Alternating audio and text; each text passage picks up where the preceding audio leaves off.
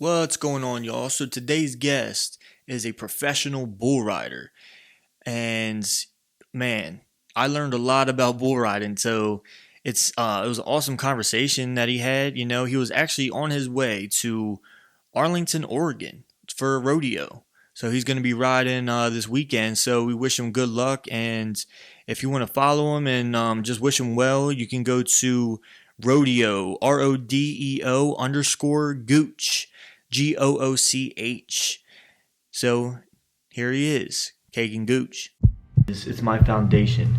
It's my faith. It's my work ethic. It's my drive. It's everything that I've tried to build for myself that has made me who I am. I'll do what it takes to make you believe.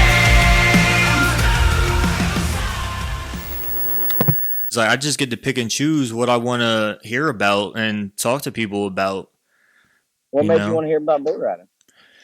I've always been interested in it. I live in Delaware, so the closest thing to bull riding that I've seen is a place called Cowtown in New Jersey. Okay. So I've been to a rodeo there a couple times, and of course you see it on TV and stuff like that, like the PBR and that stuff. And I just always curious to what makes someone want to do that. Just growing up around it. Honestly, I'm an adrenaline junkie, right? I love my heart beating. And there's nothing more than just getting on a 1-ton animal and trying to ride the hell out of it. Drug, it's one of those things that you do. You either say, hell no, fuck that shit, or I want it.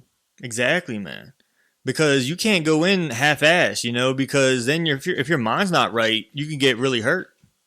Yeah, bull riding is one of those sports that you either got to be all the way into it or not in it at all. It's a stupid ass hobby, but it's an amazing career.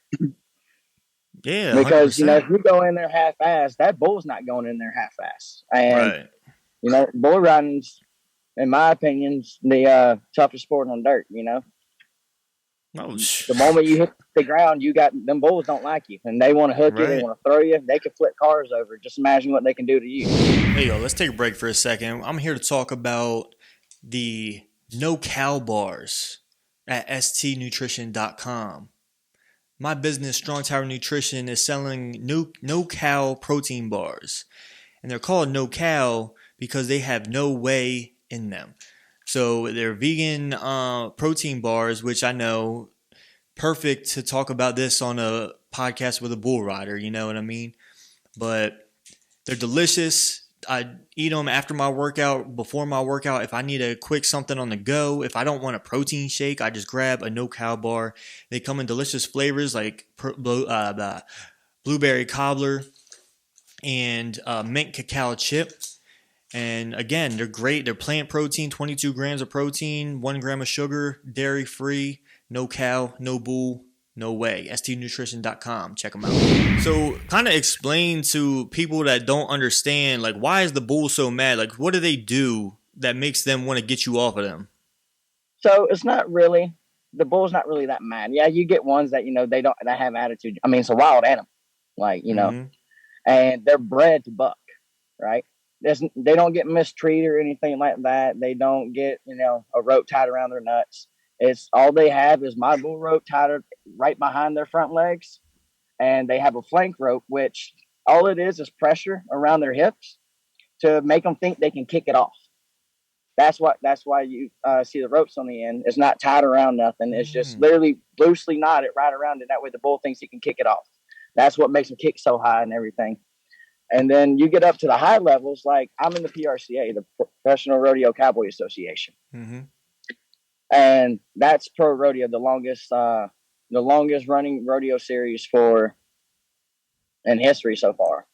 And PBR is strictly bull riding. You get up there, them bulls know their job. They're bred to buck. And they know once they're in the chute, it's time to go at it. And you get some that, I don't know what it is. It's just, they're going to chase you.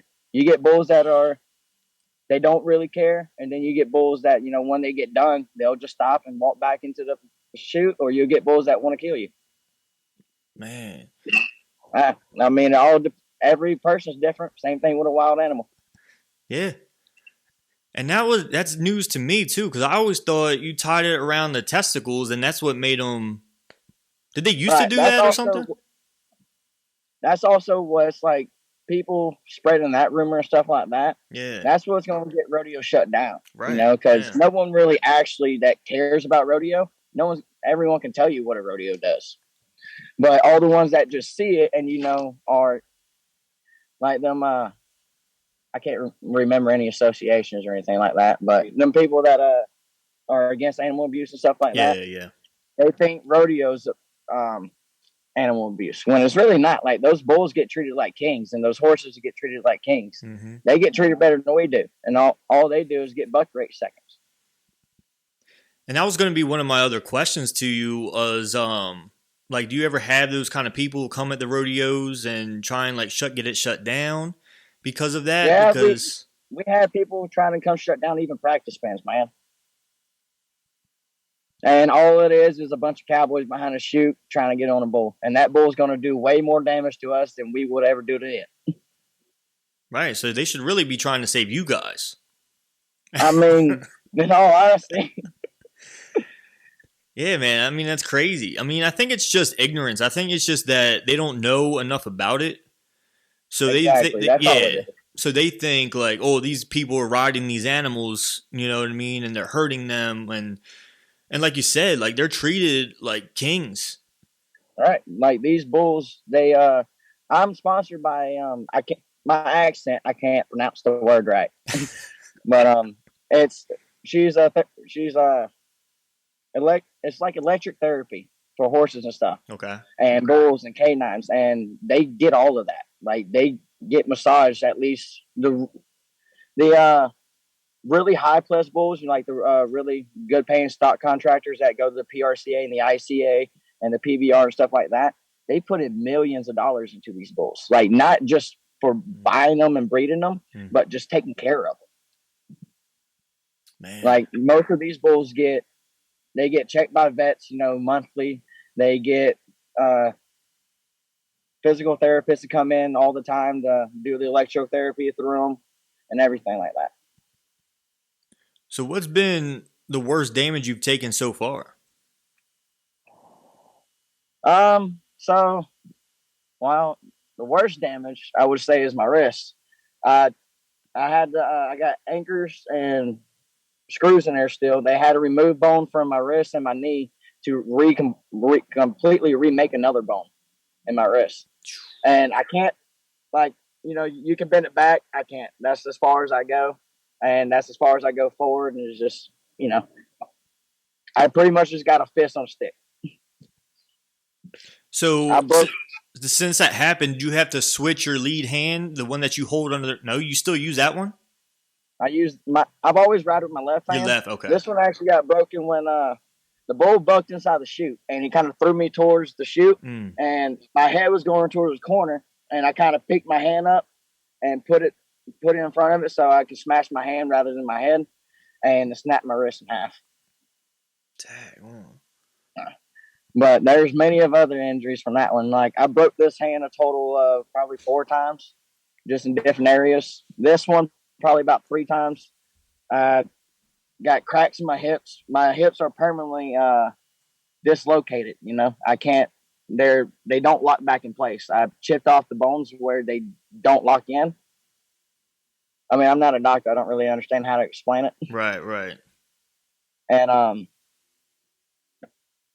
broken like 6 ribs, fractured 3 of them. I have 10 concussions and 3 major ones. Got a tooth knocked out. Been kicked in the face. Been horned straight to the face. It's not when you get hurt in bull riding, it's how bad. Yeah. Man, because also it's not a long what's the longest you've seen a bull rider stay in? Career wise? Career wise, yeah. So normally, you can look at JB Mooney, who's on his 14th year right now. Oh wow. And most careers go about in between the 6 to 9, in my opinion. You You get people that go 10 years, 15 years. You get people that go 3 years. Mm-hmm. It's, it all varies. It all depends on how much your heart is into it, I guess. But normally around the 6 to 9 year mark. Man. And so what you do, is it counted as professional? Yes, sir. Okay. So how do you become a professional in bull riding? So I'm probably the first professional athlete you'll meet that's probably still goes to work every day and everything like that, because rodeo is a pay to play sport. Mm-hmm. You gotta, every time I show up to a rodeo, I pay to ride their bull. Right. And if I don't ride 8, I leave home empty handed. I don't just, I have to pay everything until you get good enough to where people will start sponsoring you. And I'm just now starting to get sponsors. Like this rodeo is the first rodeo I haven't paid for. My sponsor paid for. And all you got to do is first thing you got to do, if you want to get in bull riding and you want to go pro, you got to ride 100 bulls. It's just because 100 bulls, it takes 100 bulls to find your seat, for you to actually start realizing what's happening in front of you. Because most of the time in the beginning of your career, you'll get on a bull and someone will go to tell you about it and you won't remember anything from it. It's just that fast. It's that much. Your brain you don't really think about what you're doing. You do all the practice on barrels and everything to get it muscle memory, get it in your head. Like, all right, when I feel this, I'm going to go this way. And it's all muscle reaction is all it is. And you just got to keep riding bulls and keep going to rodeos and do a lot of open events. Go over, Montana has the Brash Rodeo. It's a 5-month event, ain't it? It's until it's May to September. Yeah, it's May to September. It's a pretty long event, and you just keep going to rodeos and you keep riding bulls and you just get that seat time. And then eventually you'll start winning and you'll see it, and then you just got to keep riding more and keep going more until you start getting good enough and you buy your pro card into an association. And you keep riding their rodeos. And the more you ride and the more you win, the higher you'll get. And the more sponsors you'll have look at you, and the easier it will be for you to keep moving forward in it. There'll be less money out of your pocket than it would in the beginning. Right. So a lot of you bull riders, is there like a camaraderie with you guys? Like, since y'all take beatings and stuff, do y'all like get along, or is it really like competitive? In bull riding, I've never seen anyone get mad at each other, get pissed off at each other. It's normally the shoot balls get mad at you because you're not getting on your bull fast enough. But in bull riding, in my opinion, it's the most honest sport there is, because you can't fake riding the bull. Mm-hmm. You can't fake riding the horse. It's you, and if you're in barrel racing, it's you and that horse making your time. And bull riding is you and that bull making your score. It's not, my score versus his score. It's all has to do on me. It's not a team effort thing. It's you're there to ride your bull, and everyone in the rodeo atmosphere, in my opinion, is really friendly. You get there, you can talk to anyone. Everyone offers their stuff to you if you're new. Everyone's always down to give you advice when you are getting nervous or stuff like that. And it's a very open atmosphere and a very friendly one too. Yeah. So what is your goal? What are you trying to get to now? Now, my goal is to be a world champ like any bull rider. Okay. But my personal goal is I want to be remembered as a cowboy, not a bull rider. Mm. So I'm going to take that and try to go as far as I can with it. I want to ride all the biggest, baddest bulls. I want to be the one where, like, oh, you like bull riding? Do you know Kagen Gooch? And, Rodeo Gooch and stuff like that. I want people to mention my name. So what I don't because I'm from, north. So what's the difference between a bull rider and a cowboy? A bull rider just rides bulls. You know what I mean? Mm-hmm. A cowboy is more of a lifestyle. It's more of an attitude. It's more of who you are versus what you do. Okay. You know what I mean? Like, yeah. My dream is, my end of the goal dream isn't to be PBR world champion 5 times over. Mm-hmm. My end of the goal dream is to have my own ranch, having my own bulls, doing my own bull riding school, and living my life like that every day once I get done with my bull riding career. It's who you are versus not what you do. You know what I mean? Right, exactly. No, I love that, man. What would you like? So, say you had kids, right? Would you want them to do bull riding? If I had a son and he wanted to, or daughter, in all honesty, I see some badass females get on some bulls. Yeah. Hell yeah. You know, it's one of those things where I wouldn't force it on my son because bull riding is a damn dangerous sport. And I also wouldn't take it away from him because it's a dangerous sport, you know? Yeah. If, my opinion, I would introduce him to it. And if he likes it, he likes it. You know, it's a drug. He's either going to get on and be like, fuck that, or he's going to get on and be like, Daddy, get me another one. Right. I'm just going to introduce him to the atmosphere because that's what I love and that's what I grew up with. And yeah, I mean, exactly. You know, I mean, I only ask that because you see all these guys talk about now, like football and stuff, like, oh, I'm never going to let my kid play football, you know, because of concussions. But bull riding, you're going to get more than just concussion, you know, stuff like that. But are there any guys that are, they're not necessarily adrenaline junkies, but they get scared every single time?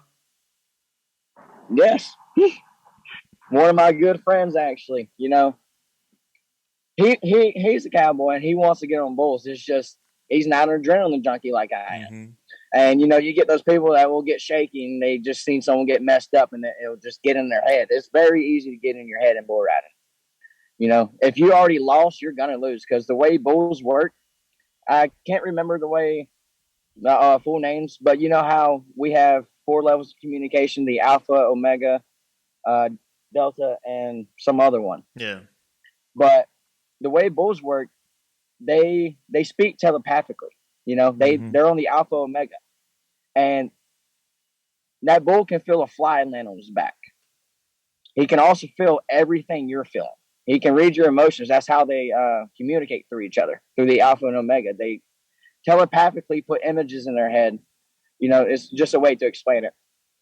Put image in their head to let you know what they're thinking, right? Yeah. So if you get into your head and you're already picturing this bull stumping you out, he's seeing that.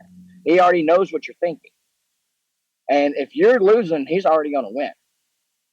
You just have to go in there with a winner's attitude and a badass attitude. Be like, I'm a bad motherfucker and I'm here to ride this bull. Can't get on there and be like, oh shit, he's about to stump me. Then he's going to stump you. So how long does that 8 seconds or even less, how long does that actually feel in real time? It's you know, in all honesty, it sounds, you know, cliche, but it's the longest 8 seconds of your life, you know.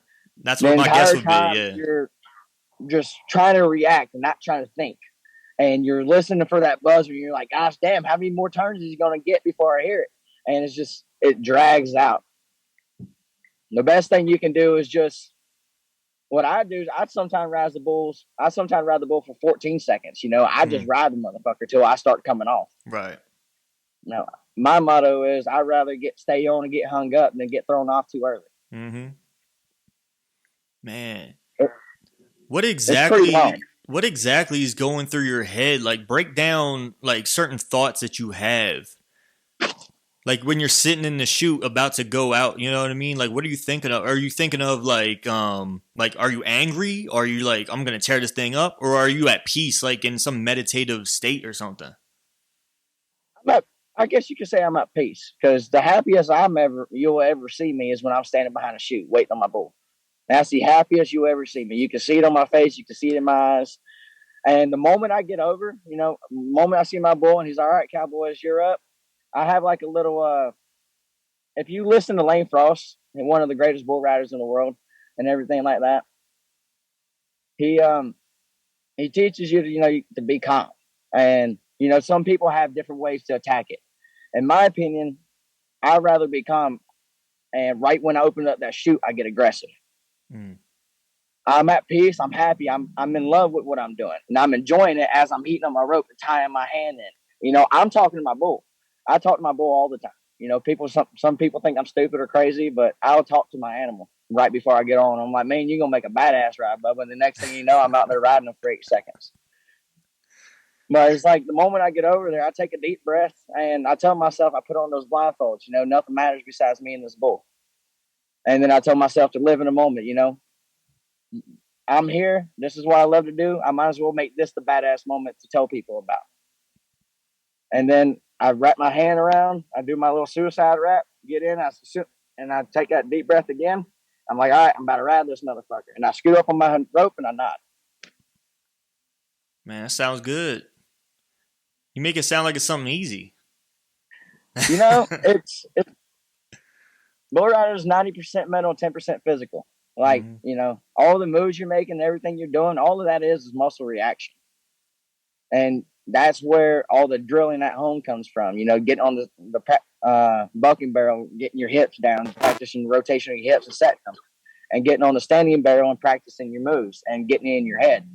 The day of the rodeo should be the funnest thing ever. You're living your dream. You're riding your bulls. And I just do my best to stay in the moment and keep living forward. And it kind of helps out that way. If you act like the hell you know what you're doing and you act like it's easy to you, it's going to come easy. Now, in bull riding, is like your nutrition or fitness or anything of that nature kind of important to it? Do guys like train for it? Do they work out and eat right and stuff like that? Well, in my opinion, I work out to stay fit. Yeah. I want to be healthy. I'm already going to be broken to shit because of this sport. So I might as well fix the areas where I can. Mm-hmm. And, you don't want to be too big. You don't want to get really big arms and whatnot, because no matter how strong you get, you're not going to outmuscle a bull. Right. Yeah. You're not, if you're fighting against a bull, you're already losing. Mm. Bull riding is a dance. He makes a move and you follow that song and gun. And you want to be in perfect rhythm with him. And most of the time, being toned and, cut and limber. And main thing is flexibility and balance. I practice my balance throughout the entire day. I'll get on anything narrow and stuff to walk. And just because the way you do it, the way your hips move when you catch your balance, it's the same way your hips move on a bull. And it's just all that throughout the day practice that helps a lot. And you'll get people like JB Mooney. I use his tactic a lot. He stands on a medicine ball with the spurs and everything. He just, moves himself and makes him where he has to set his hips and twist his hips and move them like that to gain that practice, gain that mobility in your hips to be able to set them when you need to. Yeah, that makes a lot of sense. So, if you get those people that like to work out and everything, the bigger I am, the tighter my grip is. If you're in perfect rhythm on that bull, you don't even need to clench that hard. Right, and exactly. And 100% what you said. Like, if you're fighting against the bull, you're going to lose that every single time. Because what are they, like 1,600 pounds or something? In my level, you'll ride bulls anywhere from 1,500, because you get some that are small but they're wiry as hell, and you get them really big, powerful ones. Like the biggest bull I rode was 2,300 pounds. He was so big I couldn't even get my feet down the sides of him. I had my feet on his shoulders in the chute, and as soon as they opened up the gate and he moved, I tried to get my feet back in and get my spurs in, but I just couldn't. He blew out of there and sent me right over the top of him. Dang. But normally they're in between. You'll get them anywhere between 2,200 pounds and 1,500 pounds, but the majority of your bulls will be 16 to 19 normally. Okay, how long does a bull usually last in like the whole rodeo scene? How long? Like, how many times do they use them? So normally when they start bucking, and you try to find out what your bull has, you'll start bucking them at 2 years old. Because that's when they're starting to figure out, their bucking style, and that's when they'll develop the pattern. If you keep practicing, putting them in pens, just putting a bucking machine on them, letting them have outs and letting them go forward and get the pattern set. So it normally starts about 2 years old, and then it goes to probably around, I've never seen any bull in there older than 6 years old. I've never been on a bull older than 6, I'm not a stock contractor. That's more of a stock contractor's question. But just for my common knowledge, I would say like 2 to 7, because 2 years old is when they start bucking them. And I've never been on a bull older than 6. really. Yeah, I mean that makes sense because they can only last for so long. You Hmm. know, um, By that time, you know if your bull's good or not, and he'll right. either become a pasture baby and you breed him, or you just sell him. So is there like a person in your life that's really like guided you through this whole thing since day one, or have you had anyone that you look up to or anything like that? No, not really. Um, Just yourself? I come from a pretty messed up family background, Oh, and yeah, it is what it is.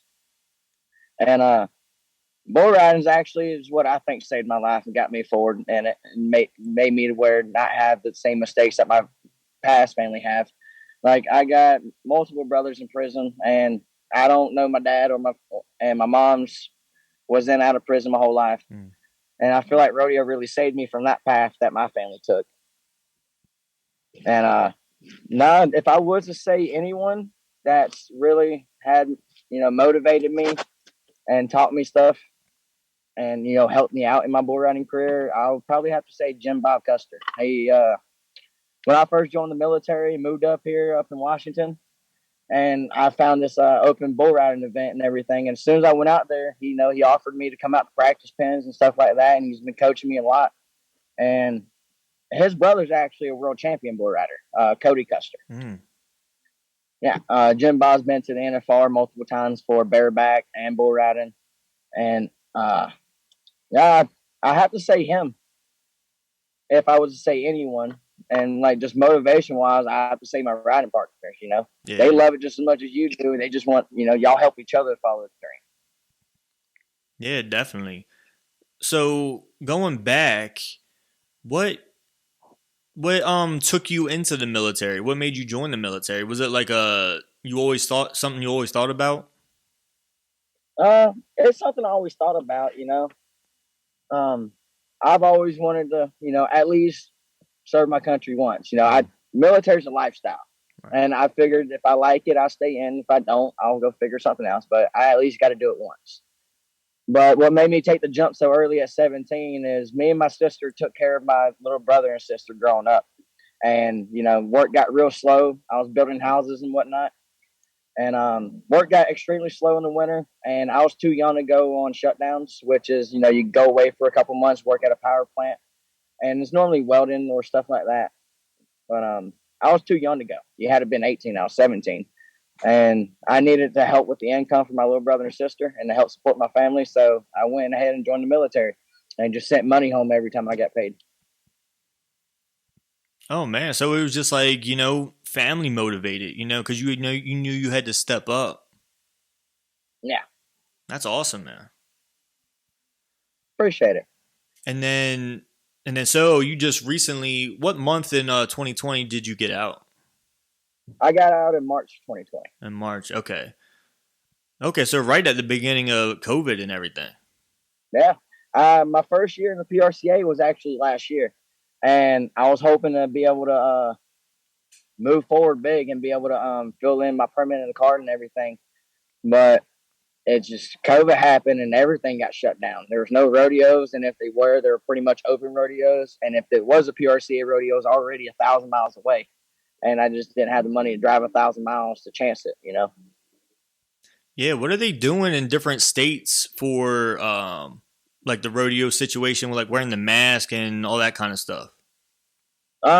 Most of the rodeos I've been to, no one's had to wear a mask. Mm-hmm. It's we're just a bunch of old cowboys and country folk. No one wants to wear that shit, and Yeah. no one's gonna make you wear that shit. Well, that's all I was saying. Like, I know down south, they won't care. But now you're out west, where they're a Right. little bit more, So stingy about yeah, that stuff. in all honesty, out here on the West Coast and everything, it's really the big cities that Yeah. make you wear the mask and all that. In Montana, I've never had to wear a mask in Montana. Oh, right. Washington, just you in Seattle and Tacoma and Olympia and stuff like that. They enforce that shit hard for some reason. But you go a little bit further south into the country, down to Chehalis and Centralia, no one really forces you to wear it. Yeah. Right. And they say you'll have people like have signs out because some people are rude as hell. and they'll just, the only way you're going to get made to wear a mask is if the person will lose their job. If not, Right, yeah. But every rodeo I've been to this year never had to wear a mask. That's good. Never. Because that would be had weird. to wear a mask upon entry or anything like that. Yeah. But so talk about this rodeo coming up. Is there anything you're nervous about? I just want to win. I'm moving forward. I've been riding really good this year, and I went to a bull riding school at the early beginning of this year, over to Gary Fuse Bull Riding School in Norco, California, and that itself gave me a lot of confidence because the very next rodeo I rode in, I placed second, and then the next rodeo after that, I won it, and then the next rodeo after that, I placed again, and the next rodeo after that, I won.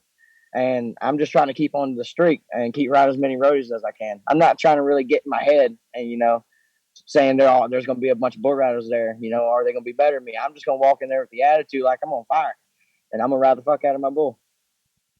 Yeah, exactly. That's all you can do. Yeah.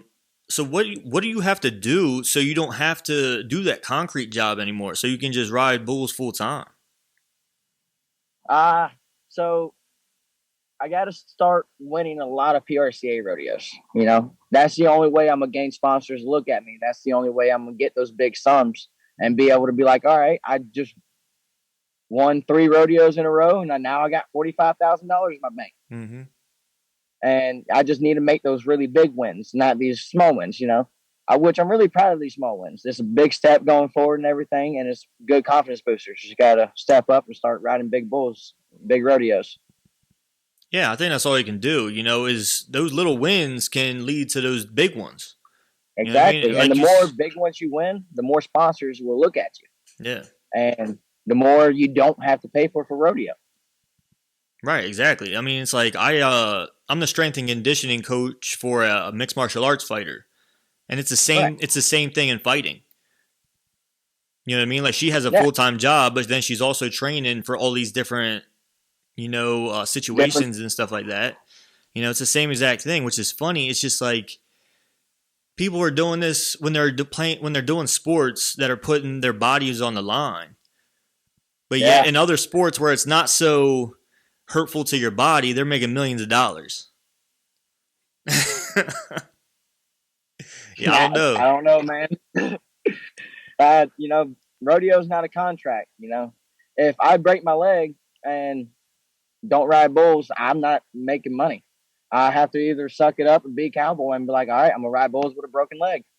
Which, like just an example, when I had surgery on my wrist, 7 days after surgery, I won another rodeo. Man. I had surgery, took those 7 days to recover, and then went to a rodeo, rode that some gun with a cast on, rode them for 8 seconds, hopped off, and took my money. So they even let you do that? Yeah, if you cowboy enough, they say get on that damn bull. Wow. No one's going to stop you from getting on it. I mean, now if you have 2 casts on your leg and you got a cast on your arm, we're going to tell you stop being stupid. You know? Is there like a do they test for anything? Like, you have to be in a certain physical shape, or you gotta, if you're taking drugs or doing drugs or something like that? So like in the big levels and everything like that, they don't really do that because rodeo is such a variety sport. You know what I mean? You got people coming in from everywhere. The only way to do that is if you drug test everyone at every single rodeo they show up to. And no one's really going to do that. But the higher you get, the more sponsors you get, and the more your sponsors keep you in line. You know what I mean? Right. Yeah. So you might have to drug test for your sponsors and everything because they don't want you doing this or doing that, blah, blah, blah. Yeah. But as like rodeo itself, like I'm living in Washington. I'm about to go ride a rodeo in Oregon. The next weekend, I'm going to go ride in Washington. The weekend after that, I'm going to go ride in Montana. And then probably in a couple months, I'm going to go down to Texas and ride there. And it's just, you got so many people coming from so many different areas. And the only way to do that is if you piss test at every rodeo piss tests their contestants before they ride. Okay, yeah. That's the only way that could really work. You know what I mean? Yeah. Is there like a certain state that has like the best bull riders? Well, you got Jess Lockwood, who's the youngest PBR world champion in history and is a two-time PBR world champion, and he's from Montana. Then you also have uh,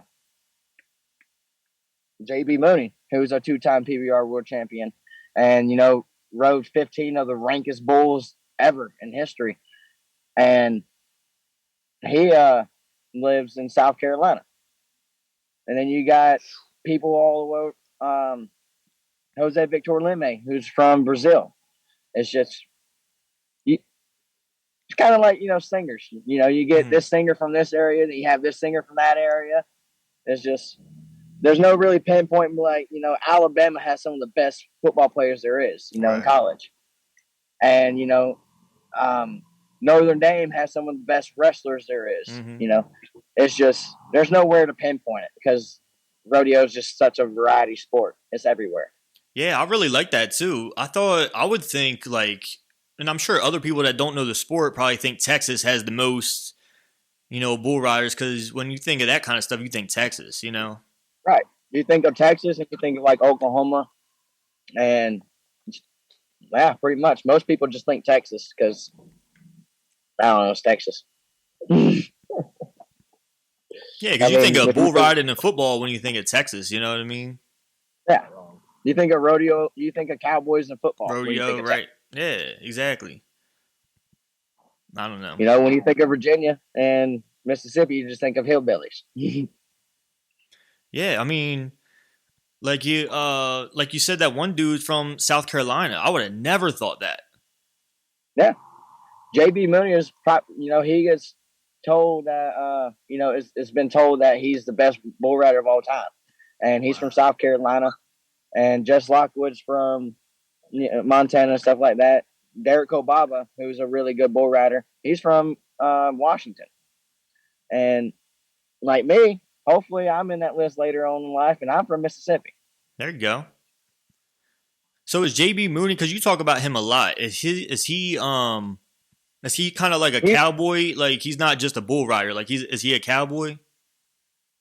Yeah. He's the one who I put my mentality after in bull riding, He's the one I look up to a lot.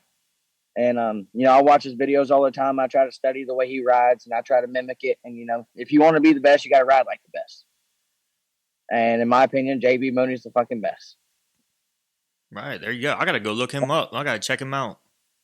Yeah, look him up. Look up JB Mooney versus Bushwhacker. Bushwhacker. Oh, man. Yeah. That bull has he's the only one to ride him after 43 outs. And that was the longest a bull's ever been without being ridden. He has the longest streak. And JB Mooney tried 6 times before he rode him the 7th time. No, wait, it was 13 times. 13 times. He got on him 13 times and rode him the 13th. That's wild. And JB Mooney's rode a lot of really ranked ass bulls, like world champion bulls. Because not only does the bull riders at the end of the PBR, get a world champion, the bull itself also, becomes a world champion. They mark the bulls the same way they mark you. 50% of your score is for the bull, and the other 50% is for you, and that's where your score comes from. So, like, JB Mooney's rode a lot of world champion bulls. He rode Asteroid, he rode Bushwhacker, he rode what was that other one? Bones? Yep. He rode Airtime. He rode Pearl Harbor. He rode shit ton of bulls. On the spot, it's kind of hard to think of all the names. No, it's all good because I have no idea what those bulls even look like. You know what I mean? But what's the bull out there now that's like the top one that you can think of? The bull's out right now. So, I just watched him. Yeah. Oh, what's his name? He's the gray and black bull. Smooth Operator. No, he is Smooth Operator. Smooth Operator. Smooth Operator is one of the best bulls out there right now. Yeah, Smooth Operator and Pearl Harbor. No, Pearl Harbor's dead. Wait, what? Yeah, Pearl Harbor died. Oh, wait. What's that one bull? Look him up. He's looking up the other bull, but it has to be I also have short-term memory loss, so I forget names like Hey, quick. it's all good. But Appreciate it. what makes Smooth Operator the best bull? He's just harder to ride? It's just his pattern. It's so the way he bucks, he got a lot of ass over his head, and he's just fast when he spins. Right now on the PBR is Whoopah? Yeah, number one. Right now, he just looked it up. The number one bull right now is Whoopah. Whoopah. Yeah. I personally don't know him because I haven't really followed the PBR. I've been following the PRCA more. Mm-hmm. And because that's the circuit I'm riding in. Yeah. But Chisel and Rat Center. That's what I was thinking about is Chisel. Chisel's one of the best bulls out there just for the simple fact of how much he can get his ass over his head and how fast he spins. So does that make it harder than size? So does size like really matter so much? Kind of, but also kind of not, because bulls, they're all different, every bull's going to be different. And you'll get really big bulls that are just extremely powerful and they do a lot of ass overhead, but their spins it's all about timing because how powerful they are. And then you'll get bulls that are really big, but they're just fucking quick and they just spin like hell. And it's just, it's really hard to pinpoint it down to like the difference in them, they're all different. And the way we just break them down, you have your flat spinners, you have your jumpers, and then you have your turnbacks, which is the bulls who have really nice pattern. They do a bunch ass overhead, but in the middle of you riding, they'll stop spinning left and then immediately start spinning right. And it's just bulls that do that make it harder to ride and more tricks up their sleeve, like they'll throw in belly rolls and try to get you in the well. Those are the more bulls that's going to get you the higher scores. Right. So yeah. And back to the other one, Bushwhacker's only been ridden twice out of 66 outs. Wow. Once at the beginning of his career and once by JB Mooney. Dang, that's crazy. Yeah. But JB Mooney rode him after he got his legendary name and was continue having his legendary name. Yeah, there you go. Yeah. Do you pull those names out like out of hat, right? You don't get to pick who you ride? So it all depends on the rodeo. The way it's normally ran, you'll have, your first round, second round, and your short go and all like that. Your short go is when you get to pick your bull. And, your first round like that is normally when you get told, hey, this is the bull you're riding. You have to ride that bull in order to make it in the short go. Once you make it in the short go, they'll be like, all right, we have this many bulls, and these are the bulls we have. Pick a number out of the hat, and you'll pull a chip, and it'll be like 3. You're the third person to pick. Man. Yeah. And they'll go down the list, and they'll be like, all right, I have this bull, this bull, and this bull, and this bull. Which one you want? I'm like, which one's going to get me the highest score? I want that one. There you go. That's what you got to do, man. Yes, sir. But hey, man, I appreciate your time. I appreciate you doing this, man. It was good talking to you. It was good figuring out like a lot of the stuff about bull riding and things like that, because especially the one thing that I actually still thought they like tied it around the testicle of the bull. That blows my mind. I thought they were doing that this whole time. Right. No, that's just a big old myth that everyone has. Like after we get done and everything, I'll send you a picture of like what it actually looks like.